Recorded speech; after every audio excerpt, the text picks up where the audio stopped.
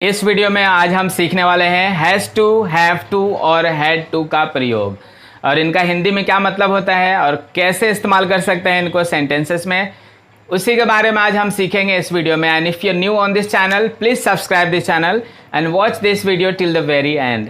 So without wasting any time, let's dive into the video.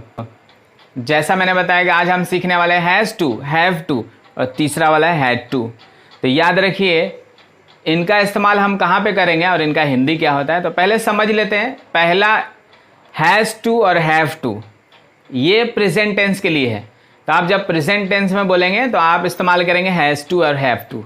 और दूसरा वाला had to जो कि पास्ट टेंस के लिए है, यानी पास्ट टेंस है ये, तो इसका हम लोग इस्तेमाल करते हैं पास्ट टेंस में।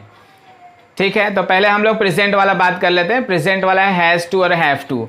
अब इसका इस्तेमाल पहले समझ लेंगे। इसका मतलब होता है ना पढ़ता है या फिर ना है।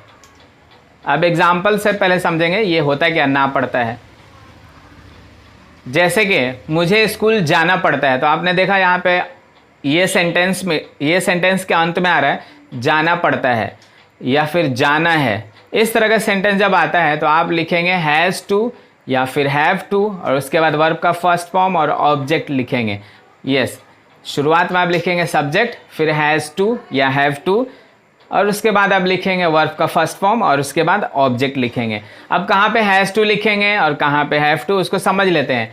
तो जितना भी प्लूरल होता है सब्जेक्ट, यानी आई और आई के अलावा वी, यू, दे और प्लूरल नाउन, उनके साथ आप लगाएंगे हैव टू।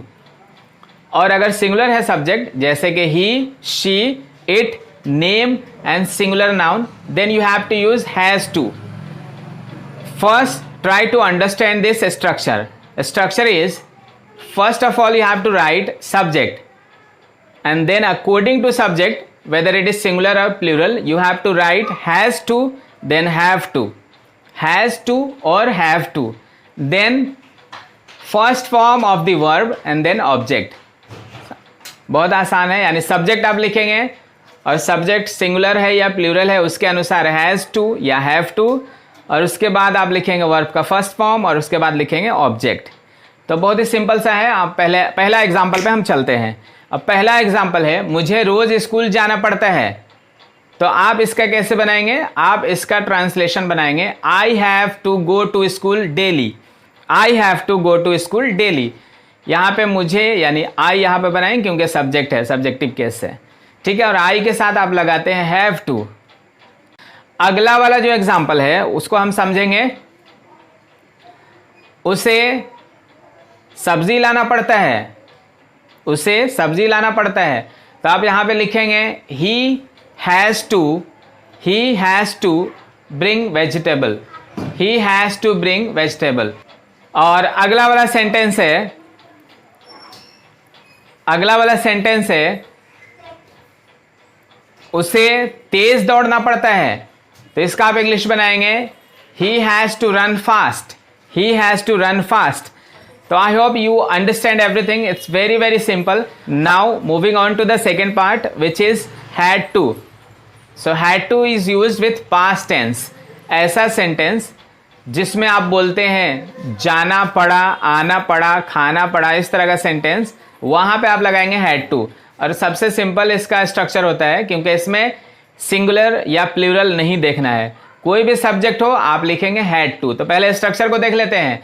और स्ट्रक्चर है subject, then had to and after that first form of the verb, then object. It means subject के बाद आप लिखेंगे हैड टू, उसके बाद वर्ब का फर्स्ट फॉर्म और उसके बाद ऑब्जेक्ट लिख देंगे। तो एग्जाम्पल पे चलते हैं। अब पहला एग्जाम्पल है मुझे घर जाना पड़ा, मुझे घर जाना पड़ा। तो इसका आप इंग्लिश बनाएंगे I had to go home, I had to go. उसे क्लास अटेंड करना पड़ा। इसका आप इंग्लिश बनाएंगे he had to attend the class, he had to attend the class. उसी तरह से अगला वाला उसे मेहनत करना पड़ा। तो आप बनाएंगे इसका he had to work hard, he had to work hard. तो इस तरह से आप इसका इस्तेमाल इस तरह से आप इसका इस्तेमाल कर सकते हैं। And these are very very simple actually and you can work on it. Just see the structure of these sentences and you can use in your daily life. And if you like this video, please subscribe this channel and give a thumbs up.